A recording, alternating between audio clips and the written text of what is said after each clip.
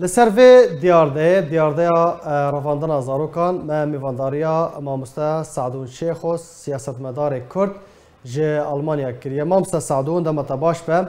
سپاس شبو بش دربوناته یعنی ایدی مالباتین زاروکن رفاندی نویرن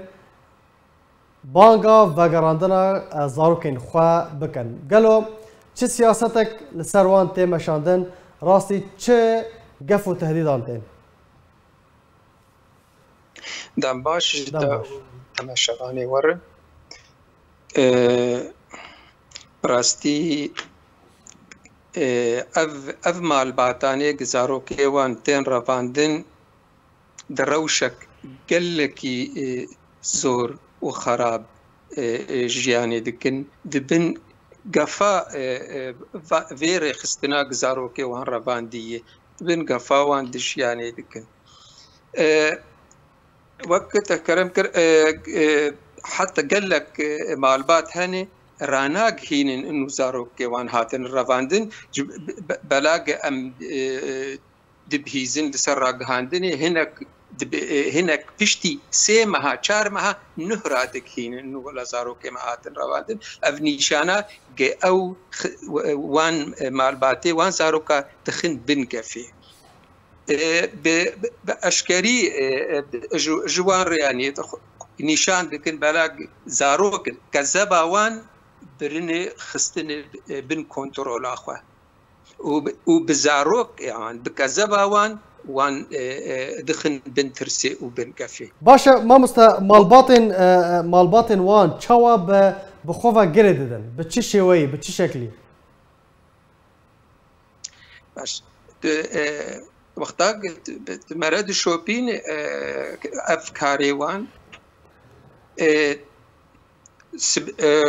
قال لك خورت هنا بشتي عمري 11 و 19 وان دبن عسكريا نجار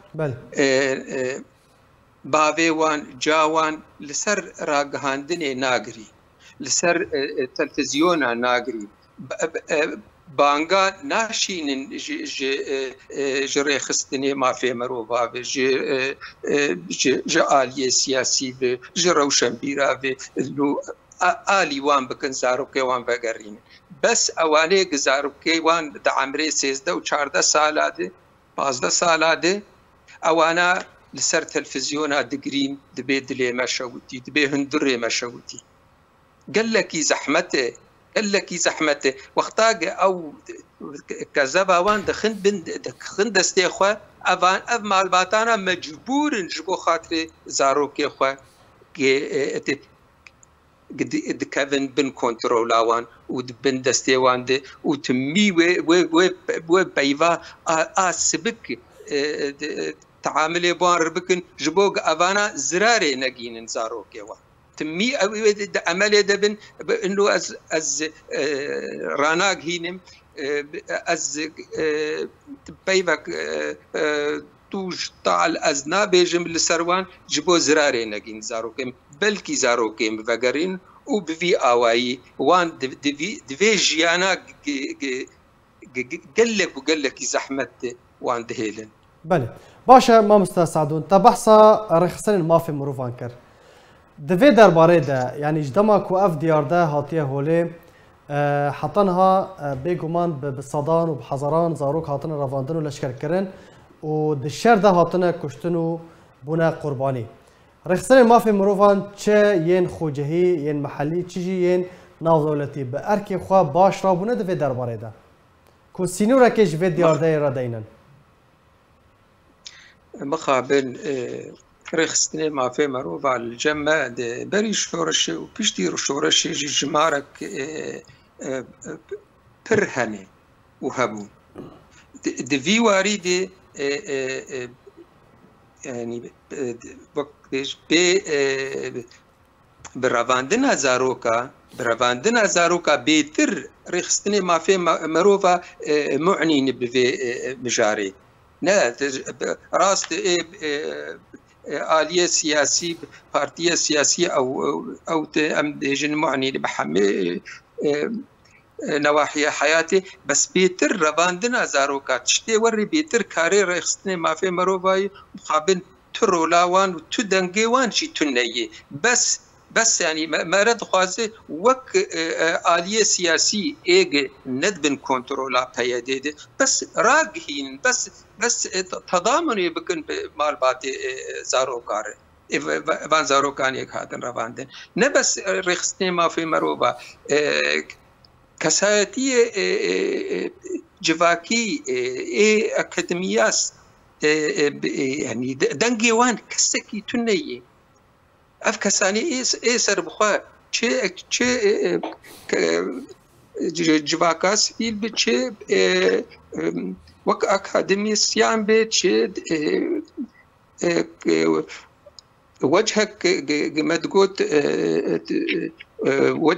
وجهك اجتماعي فلان دنجيت تويا تنيد في مجاريده افا قال لك ولو پيدي ورخصني قبسر پيدي وان قورتر دكن وان تشجعين البيتر سرفي كاري خراب باشا كرك تنجي وان هبا اوجه ما بكيماني رخنا بكن إدانة بكن في كاري باشا ما مسا تبحثا بارتين كرديين كوند نوار في بريه پيدي دا كر تبحثا كسياتين جواكي كر تبحثا مالبطان كر دفي باركي خرابن باشا هفيمانيا نافدولتي امريكا چما بيدنگه چما امبيشن اف دياردايا رافندنا زاروكا لپيش چاوي تي انجام دان لحطنا هاجي تو كارك نكريه و بيدنگه صدام چيه بري امريكا بيگومان از بحثا هزن كول روجافاي كروساني هنا هزن امريكي بله امريكا او هزي ناف دولتي روجافاي كردستاني هني تكيليوان بپیدر و بقصدر و بفان رخصتني سروان بكشت او رادقهين انه تكيليوان النسياسين بس استا انه كاري چكداري دجي داعش بكندوي دفريده جبر في هاوي او نق انه كيفاوان مرة قاربيج ولا كيفاوان او جدود ولو دخوازن بس او نكارن فشاري لسر بيدي بكن حتى درجة انه كاري ورينك بلا جوان لازمه جخر بكار دينن شو ما نكار ما مستصعدون شو ما نكار فشاري لسر بيدي بكن بيدي وك امزانن نك هزي بيوان هزي ناب دولتي تاني لروجافاي كردستاني هن هزي روسي جي هن و ريجيما سوري جي هن و بيدي تكيليوان و غريداناوي بهزا قشير هي و تكيليوي بلكي بيتر بريجيم روسيا هبن سر امريكيا بس امريكي وان ناخيدين وان عاجز ناكن قبربن جم ايدن يعني او حتى في شاراوان حتى حدكي جبوك كيماني حتى فيدمي انها ولو برجونديه وان وريد خوازي هزي ناب دولتي او البرجونديه خد قرن او نا هاتن جبو خاطري برفانيه دبر زاروكي ما في ملتين باشا اركي هزن سوريا ديمقراطيك قصد دفيا كده تشيا نوري محمود وكو بردفك ياباجي كو ياباجي بشك سركاج قصديه رادك هنا كو زاروك دناوا رافين واندا تنانا هروها مظلوم كوبا نجي سال 2019 ركفتنك بفرجينيا غامبا برپرسا كاروبارين زاروكان امضا كربو كو ايدي زاروكان لشكرنكا دفي درباره ده اركي قصد تشيا دفي تشبكه حيران قصدي اوجي بشك جبير خصنا بهيدي وكاكي روجافاي كردستاني دي يعني هريك ادوار لهفدو باريد كن هريك بشنك شكلك كاردك وتشتشتي